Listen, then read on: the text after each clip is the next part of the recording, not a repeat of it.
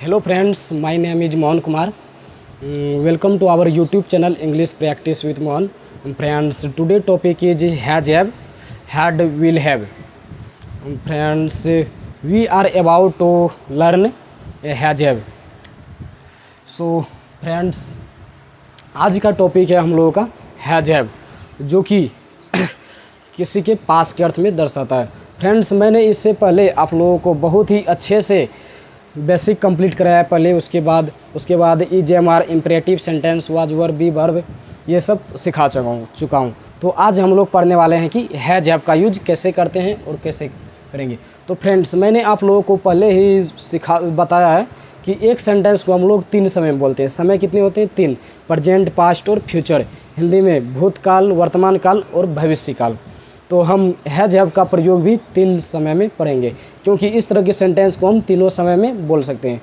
इसलिए हम पहले हैज हैव होते हैं प्रेजेंट में, उसके बाद हैड होते हैं पास्ट में और विल हैव होते हैं फ्यूचर में। तो पहले हम प्रेजेंट का इस क्लास में, हम आज की वीडियो में, आज के क्लास में हम लोग प्रेजेंट का हैज हैव पढ़ेंगे, उसके बाद पास्ट का, उसके बाद फ्यूचर का। तो बिना टाइम वेस्ट किए हम यहाँ पे लिखते हैं टॉपिक का नाम हैज और have. Has have, has have का यानी कैसे पहचानेंगे कि कोई सेंटेंस में हैज हैव लगेगा। तो वहाँ पे लिखा रहेगा पास है, मुझे, मेरे पास है। जैसे हम कुछ हिंदी का सेंटेंस पहले बोल देते हैं, जैसे मेरे पास मार्कर है, तो हम क्या बोलेंगे? मेरे पास एक मार्कर है, मेरे पास एक मोबाइल है, आपके पास कार है। यानी किसी भी व्यक्ति को अगर बोलना हो, किसी व्यक्ति के पास कुछ है या किसी भी तरह के, तो उसके लिए हम हैज और हैव लगाएंगे। प्रेजेंट के लिए यानी वर्तमान के लिए है, इसमें क्या आएगा? है। अगर हम यहाँ पे था लिख दे, पास था, तो वो पास्ट में। अगर यहीं पे हम पास होगा लिख देंगे तो ये फ्यूचर का। तो यहाँ पे क्या है? Has have. Has have present में है, पास है, मेरे पास एक मोबाइल है या मुझे एक मोबाइल है, मैं मोबाइल रखता हूँ। तो बात तो सब एक ही है, एक ही सेंटेंस, अर्थ तो एक ही है। मेरे पास मोबाइल है, मुझे मोबाइल है या मैं मोबाइल रखता हूँ, तीनों सेंटेंस का मीनिंग एक ही है। तो तीनों सेंटेंस इसी स्ट्रक्चर पे बनेगा। शॉर्ट में हम लिख दिए यहाँ पे किसी व्यक्ति के कोई किसी चीज़ होगा, पास होगा, तो उसके लिए हम हैज हैव लाएंगे। तो फ्रेंड्स, आप लोगों को मैं पहले बता देना चाहता हूँ कि हैव का कई सारा अर्थ होता है, अनेकों अर्थ होते हैं हैव के। जैसे खाना, पीना, लीजिए, और हैव हेल्पिंग वर्ब भी होता है। कहीं पे खाना होता है, इसका मीनिंग पीना होता है, लेना होता है, और हेल्पिंग वर्ब होते हैं जो कि हम लोग, और या पास है जो कि हम लोग अभी पढ़ रहे हैं हेल्पिंग वर्ब के तौर पे, जिसका यूज होता है पास है। तो हैव का अर्थ हम अभी क्या बोले? लीजिए, रखिए, खाइए, खाना पीना, ये सब होता है। पहले हम अगर किसी को बोलना होगा पानी लीजिए, यानी लीजिए का अर्थ में हम कुछ बता देते हैं। जैसे लिखेंगे, किसी को बोलेंगे पानी लीजिए, पानी लीजिए, तो उसके लिए हम हैव का यूज कर सकते हैं, किया जाता है। जैसे हैव वाटर, हैव वाटर, पानी लीजिए। इसी प्रकार अगर कोई मुझे मार्कर दे, बोलेंगे कि मार्कर लीजिए, तो हैव ए मार्कर। अगर मुझे किसी ने मुझे मोबाइल दिया, तो वो क्या बोलेंगे? हैव ए मोबाइल, मोबाइल लीजिए। अगर कोई कुर्सी दे मुझे बैठने के लिए, या किसी को भी बोलेंगे कुर्सी लीजिए, तो उसको क्या बोल सकते हैं इंग्लिश में? Have a chair. अगर किसी को आप लोग सुनेंगे सीट, यानी बैठने के लिए, जो कोई जाते हैं इंटरव्यू में कहीं पे बैठने के लिए, उसको बोलते हैं, मूवी और में देखे होंगे, तो बोलते हैं हैव ए चेयर, मतलब अपना सीट लीजिए। तो यहाँ पे हैव के कई सारे अर्थ होते हैं, खाना, पीना, लीजिए, और हेल्पिंग वर्ब और पास के अर्थ में होता है, जो कि हम लोग अभी पढ़ने वाले हैं। तो ये हुआ हैव का अर्थ। लीजिए का अर्थ में have water, have breakfast, have chair, have mobile, have my number, ये सब होते हैं लीजिए का अर्थ में। तो अभी हम लोग क्या पढ़ रहे हैं? हैज हैव को पास के अर्थ में। तो मैं आप लोगों को बता दिया हूँ पहले कि कोई भी सेंटेंस अगर बनाएंगे तो वो 3 काल में होते हैं, 3 समय में होते हैं। तो कोई भी सेंटेंस को बनाने से पहले एक स्ट्रक्चर आता है। जैसे कि आप लोग मैथ में कोई सवाल बनाते हैं, तो उसके लिए एक स्ट्रक्चर आता है, एक फार्मूला, एक सूत्र आता है। ठीक इसी प्रकार इंग्लिश का सेंटेंस भी बनाने के लिए एक सूत्र आता है, स्ट्रक्चर आता है, फार्मूला होता है, जो कि हम लिखते हैं। वो स्ट्रक्चर लिखने से पहले हमें ये बताना पड़ेगा कहाँ पे कौन सा सब्जेक्ट के साथ है जाएगा और कौन सा सब्जेक्ट के साथ हैव आएगा। जो मेरा क्लास रेगुलर देखते होंगे उसको पता होगा, क्योंकि थर्ड पर्सन के सिंगुलर नंबर के साथ हैज आएगा और बाद बाकी सब्जेक्ट के साथ प्लुरल होते हैं तो उसके साथ हैव आएगा, क्योंकि प्लुरल वर्ब हैव है। तो क्या होता है थर्ड पर्सन का singular number? He, she, it और कोई एक नाम होते हैं थर्ड पर्सन का सिंगुलर नंबर, जो कि मैं पहले बेसिक्स ऑफ इंग्लिश में पढ़ा चुका हूँ। नंबर, पर्सन ये सब पहले पढ़ा दिए। तो यहाँ पर भी लिख देते हैं, कोई होंगे जिसे नहीं पता होगा तो वो भी जान जाएंगे। यहाँ पे I we you, he, she, it, they और प्लुरल नाउन या नंबर, यहाँ पे SL सिंगुलर नाउन NOUN। जैसे हम यहाँ पे एग्जांपल में यहाँ पे अपना नाम लिख देते हैं मोहन, एक नाम, वह सिंगुलर होता है। यहाँ पे हम लिख दे मोहन प्लस सोहन, ये एक से अधिक हुआ तो ये प्लुरल नाउन। तो इसके साथ आई वी यू दे और एक से अधिक नाम के साथ हमेशा हैव आएगा, और ही, सी, इट सिंगुलर नाउन या एक नाम, एक नंबर, एक वचन के साथ हमेशा हैज आएगा। क्यों आएगा? क्योंकि ही, सी, इट और सिंगुलर नाम क्या होते हैं? थर्ड पर्सन के सिंगुलर नंबर जिसके साथ सिंगुलर वर्ब आते हैं, और आई वी यू ही सी ये बाद बाकी सब्जेक्ट के साथ हैव आते हैं, जो कि मैं यहाँ पे ये सिंपल स्ट्रक्चर बनाएंगे तो हैज हैव आएंगे। लेकिन अगर हम सिंपल से आगे बढ़ेंगे यानी negative, interrogative, double interrogative sentence बनाएंगे तो उसमें डू और डज आएंगे। तो उसके लिए हम पहले यहाँ पे लिख देते हैं इसी में, नहीं तो मुझे फिर बताना पड़ेगा वो अलग से। यहाँ पे डू आएगा नेगेटिव सेंटेंस में, यहाँ पे डज आएगा। क्यों आएगा डू और डज? डू एक वर्ब होता है जो कि प्लुरल वर्ब होते हैं, वर्ब का फर्स्ट फॉर्म प्लुरल होता है, जो कि मैं वर्ब में बता चुका हूँ बेसिक में। यहाँ पे डज सिंगुलर होते हैं, वर्ब 1 में एस या ES लगाते हैं तो वो वर्ब सिंगुलर बनते हैं। ये सिंगुलर सब्जेक्ट है तो इसलिए यहाँ पे सिंगुलर वर्ब आएंगे। ये प्लुरल सब्जेक्ट है तो इसके लिए यहाँ पे प्लुरल वर्ब आएंगे, जो कि स्ट्रक्चर में डू और डज का यूज भी होगा, तो इसलिए हम पहले यहाँ पे लिख दिए। तो जैसे यहाँ पे आई के साथ हैव आएंगे, वी के साथ हैव आएंगे, यू के साथ हैव आएंगे, दे के साथ हैव आएंगे, ठीक है। आई के साथ डू आएंगे, वी के साथ डू, यू के साथ डू, दे के साथ डू, और ही के साथ है जाएंगे, सी के साथ है जाएंगे, इट के साथ है जाएंगे, और सिंगुलर नाम कोई एक नाउन के साथ, एक नाम के साथ है जाएंगे। ठीक इसी प्रकार ही के साथ डज, सी के साथ डज, इट के साथ डज, और कोई एक नाम के साथ डज आएंगे, जो कि मैं यहाँ पे बता दें। तो उम्मीद करते हैं कि ये पूरा सब्जेक्ट और वर्ब का यहाँ पे समझ गएंगे कॉन्सेप्ट, क्योंकि ये प्लुरल होते हैं तो इसलिए प्लुरल वर्ब, और ये सिंगुलर होते हैं तो ये सिंगुलर वर्ब। तो इतना तो समझाना ज़रूरी था, जो नहीं जानते होंगे तो उसके लिए हम यहाँ पे लिख दिए। तो हम बोर्ड को क्लीन करते हैं, उसके बाद हम स्ट्रक्चर लिखेंगे, उसके बाद स्ट्रक्चर लिखने के बाद हम एग्जाम्पल के माध्यम से समझेंगे। तो हम मैंने बोर्ड को क्लीन कर दिया है, अब चलते हैं कि स्ट्रक्चर जानते हैं, क्योंकि जब तक हम स्ट्रक्चर ही नहीं जानेंगे तब तक हम कोई सेंटेंस को सही नहीं बना पाएंगे। बना तो पाएंगे, बोल तो लेंगे, लेकिन सही कहाँ पे सही है कहाँ गलत है ये समझ में नहीं आएगा। इसलिए हम स्ट्रक्चर पहले लिखते हैं, उसके बाद एग्जाम्पल के माध्यम से समझने का कोशिश करेंगे। तो स्ट्रक्चर होता है सब्जेक्ट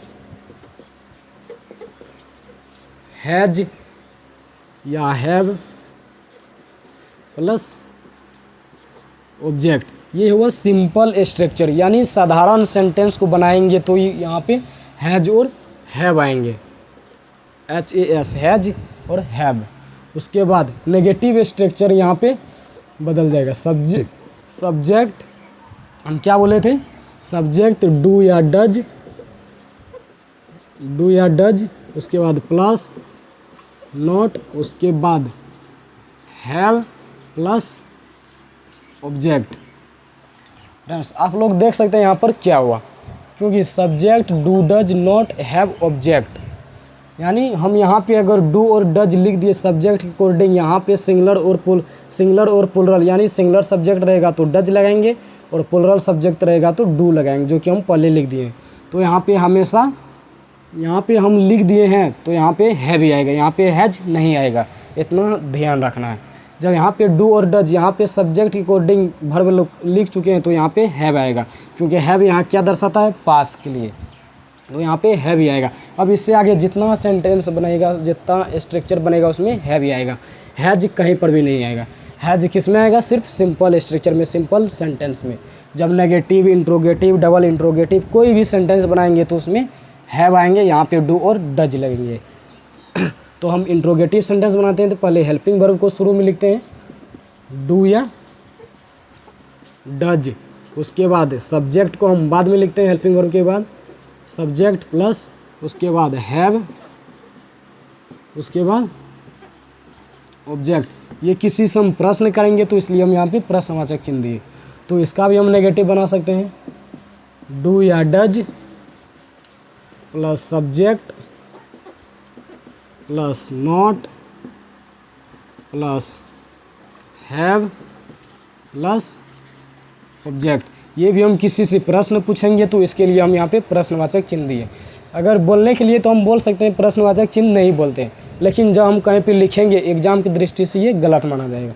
एग्जाम में अगर कॉपी चेक करेंगे तो गलत होगा, वहाँ पे ये प्रश्नवाचक चिन्ह भी और फुल स्टॉप भी लिखना ज़रूरी होता है।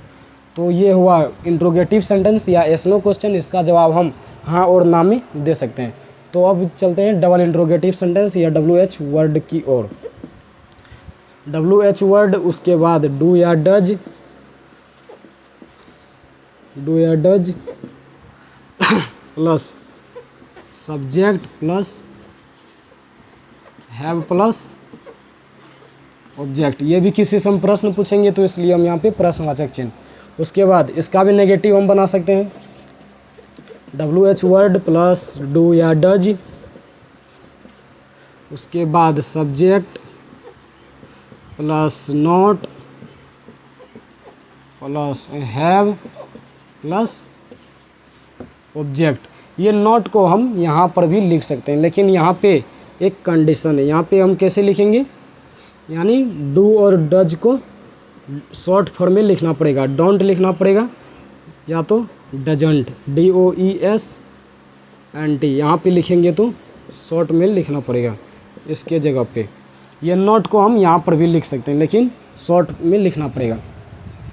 तो एक बार और हम बता देते हैं, सब्जेक्ट हैज हैव ऑब्जेक्ट, ये सिंपल सेंटेंस को बनाएंगे तो उसके लिए। लेकिन किंतु, परंतु, बट जब हम उससे आगे बढ़ेंगे, यानी सिंपल सेंटेंस में हैज हैव आएंगे, डू और डज नहीं आएंगे। लेकिन जब उससे आगे बढ़ेंगे नेगेटिव सेंटेंस से आगे, negative sentence, interrogative sentence, interrogative negative sentence, double interrogative sentence, double interrogative negative sentence, इस सब को बनाएंगे तो वहाँ पे डू और डज आएगा और हमेशा हैव आएगा। जो कि हम यहाँ पे डू और डज लिखे तो हैव लिखे, डू और डज लिखे तो हैव लिखे, और डू और डज लिखे तो हैव लिखे, डू और डज लिखे तो हैव लिखे, डू और डज लिखे तो हैव आएंगे। कहने का मतलब इतना ध्यान रखिए, जिस सेंटेंस में, जिस स्ट्रक्चर में डू और डज आज गया उसमें हमेशा हैव आएंगे। यानी सिंपल स्ट्रक्चर में हैज भी आएंगे, हैज हैव आएंगे, और उससे आगे बढ़ेंगे तो जिसमें डू और डज आ जाएंगे उसमें हमेशा हैव ही आएंगे, जो कि यहाँ पे दिख रहा है। तो उम्मीद करते हैं कि ये स्ट्रक्चर आप लोग समझ गए होंगे और याद करना पड़ेगा इसको। ये तो समझने की बात नहीं है, इसको याद करना पड़ेगा। फिर भी जितना समझाना चाहिए था, जितना समझ में आना चाहिए था, उतना मैंने समझाने का कोशिश किया। तो इसको याद कर लीजिएगा आप लोग। हम चलते हैं एक एग्जाम्पल की ओर, एग्जाम्पल से इसको और अच्छे से समझने का कोशिश करते हैं। तो पहले बोर्ड को क्लीन करते हैं, उसके बाद एग्जाम्पल के माध्यम से हम लोग समझेंगे। तो हम बोर्ड को क्लीन करते हैं। हेलो फ्रेंड्स, मैंने बोर्ड को क्लीन कर दिया है। चलिए अब जानते हैं कि एग्जाम्पल के माध्यम से और हैज और हैव को बेहतरीन समझने का प्रयास करते हैं। तो चलिए एक एग्जाम्पल के माध्यम से समझते हैं, क्योंकि जहाँ जितना मुझे बताना था स्ट्रक्चर और कौन सा सब्जेक्ट के साथ कौन सा हेल्पिंग वर्ब यानी हैज और हैव आएगा, वो सब मैंने पहले आपको बता दिया। अब हम जानते हैं कि एक स्ट्रक्चर के माध्यम से और समझने को, इसको और अच्छा समझने का प्रयास करते हैं। तो चलिए समझते हैं। एक छोटा सा एग्जाम, यानी बहुत ही प्यारा और बहुत ही छोटा सा एग्जाम्पल लेते हैं। क्या लेते हैं, मुझे एक मोबाइल है, मुझे एक मोबाइल है या मेरे पास एक मोबाइल है या मैं एक मोबाइल रखता हूँ, तो तीनों सेंटेंस का मीनिंग एक ही है, यानी अर्थ एक ही है। तो हम तीनों सेंटेंस को इसी पे बनेगा, यानी एक सेंटेंस का जो इंग्लिश बनाएंगे वही तीनों का होगा, यानी तीनों का अर्थ हम लोग का तीनों का अर्थ समान है। जैसे हम लिखते हैं मेरे पास एक मोबाइल है, इसको हम ऐसे भी लिख सकते हैं, मुझे एक मोबाइल है, मुझे एक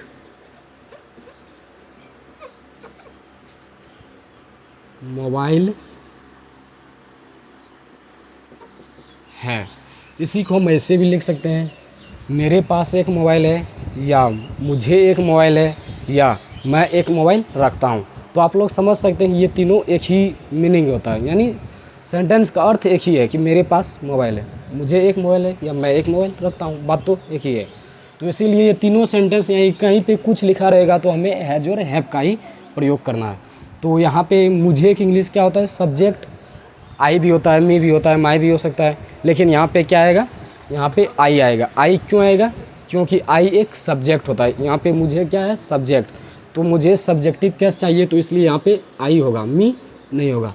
मी क्यों नहीं होगा, क्योंकि मी होता है ऑब्जेक्टिव केस, वो ऑब्जेक्ट की जगह पे आते हैं, ये सब्जेक्ट के जगह पे आते हैं। सब्जेक्ट मुझे चाहिए यहाँ पे आई, तो यहाँ पे हम आई लिखें। तो मैंने आप लोगों को पहले स्ट्रक्चर लिखने से पहले शुरुआत में ही बताया है कि आई के साथ हैज और हैव में से क्या आता है, हैव। तो हम क्या लिख दिए, आई के साथ हैव आता है। अगर यहाँ पे हम ही लिख देते तो ही के साथ हैज आता है, और अगर हम यहाँ पे सी लिख देते तो सी के साथ हैज आता। लेकिन यहाँ आई है, आई के साथ क्या आया, हैव। तो उसके बाद ऑब्जेक्ट क्या है, mobile, MOBILE, mobile. I have mobile, लेकिन जिसे हम गिन सकते हैं उसे हम काउंटेबल नाउन कहते हैं, और काउंटेबल नाउन के पहले AN और द लगाया जाता है, जिसे हम आर्टिकल कहते हैं, और आर्टिकल टॉपिक में पढ़ाए जाते हैं। आर्टिकल होते हैं AN और द। यहाँ पे AN में ए क्यों आया, क्योंकि यहाँ पे वोवेल साउंड नहीं है। अगर वोवेल साउंड रहता तो N लिखते, अगर कॉन्सोनेंट साउंड है तो ए लिखे। यहाँ पे M कॉन्सोनेंट साउंड है। आई हैव ए मोबाइल, अगर यहाँ पे वोवेल साउंड रहता तो हम क्या लिखते, N, लेकिन यहाँ पे कॉन्सोनेंट साउंड है मोबाइल। क्या आता है, कॉन्सोनेंट, इसलिए यहाँ पे है ए, आई हैव ए मोबाइल। तो हम हिंदी नहीं लिखते हैं सारा सेंटेंस का, डायरेक्ट हम इंग्लिश बनाते चलते हैं और हिंदी बोलते चलते हैं, क्योंकि वीडियो काफ़ी लॉन्ग हो जाता है, जो कि अपलोड करने में मुझे दिक्कत होती है, इसलिए हम हिंदी नहीं लिखते हैं। अगर आप लोगों को समझ में कम आए थोड़ा बहुत तो कमेंट कीजिएगा, हम हिंदी भी लिख देंगे। तो अभी हम सिर्फ इंग्लिश लिखते हैं, हिंदी बोल देते हैं। ये हुआ सिंपल सेंटेंस। लेकिन हम इसको ऐसे भी बोल सकते हैं, मुझे एक मोबाइल नहीं है, या मेरे पास मोबाइल नहीं है। तो उसके लिए क्या होता है, आई, नेगेटिव सेंटेंस में आई के साथ डू नॉट आता है, यानी डू नॉट को हम शॉर्ट में डोंट लिखेंगे, जो कि हम पहले बता चुके हैं। I don't have a mobile, MOBILE, I don't have a mobile. यहाँ पर भी सब्जेक्ट डू या डज, नॉट हैव ऑब्जेक्ट। यहाँ पे आई था तो डू है आया, डू नॉट आया। अगर यहाँ पे ही रहता, सी रहता, इट रहता, या कोई एक नाम रहता तो उसके यहाँ पे डज आता। अगर मान लीजिए हम यहाँ पे उसे एक मोबाइल है, ही सब्जेक्ट हुआ, फिर he doesn't have a mobile. उम्मीद करते हैं आप लोग समझ गए। अब इसका इंट्रोगेटिव सेंटेंस हम बनाते हैं।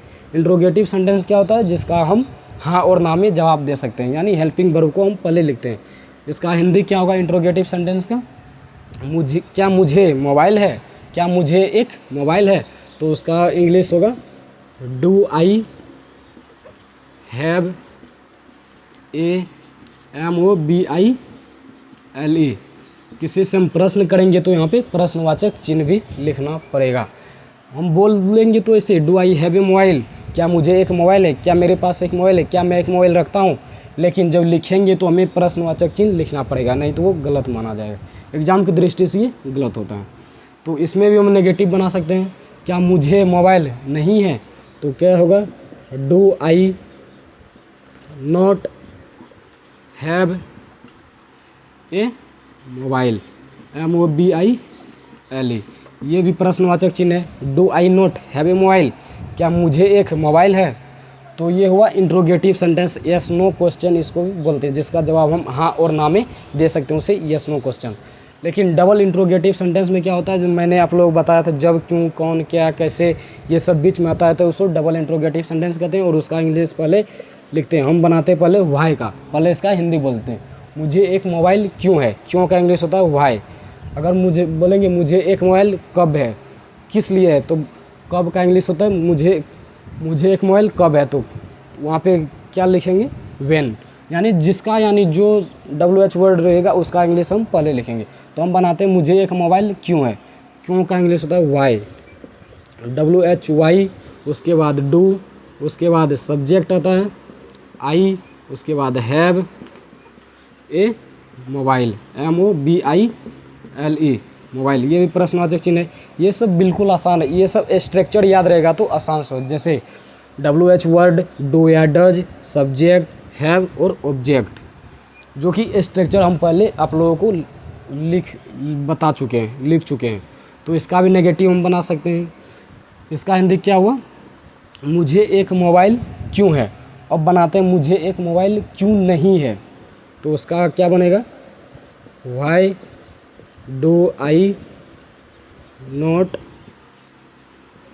Have a MOBILE mobile, why do I not have a mobile, ये इसका हिंदी क्या हुआ, मुझे एक मोबाइल क्यों नहीं है।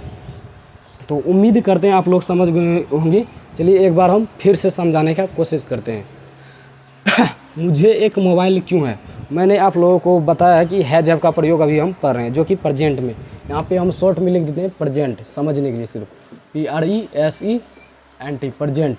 यहाँ से आप लोग समझ सकते हैं पास है मतलब अभी है, जो काम अभी है वर्तमान में होगा वो अभी हो रहा है, वो वर्तमान है यानी प्रेजेंट। मुझे एक मोबाइल है मतलब अभी है, पास के अर्थ में मुझे एक मोबाइल है, मैं एक मोबाइल रखता हूँ, मेरे पास एक मोबाइल, बात एक ही है।